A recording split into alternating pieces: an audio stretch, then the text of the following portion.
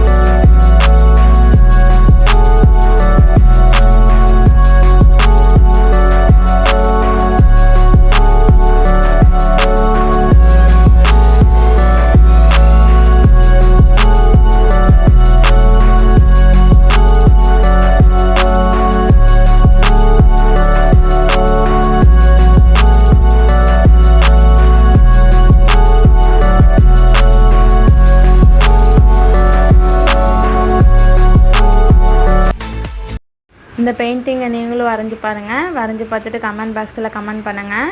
இந்த வீடியோ உங்களுக்கு பிடிச்சிருந்தா லைக் பண்ணுங்கள், ஷேர் பண்ணுங்கள், கமெண்ட் பண்ணுங்கள். Thank you friends.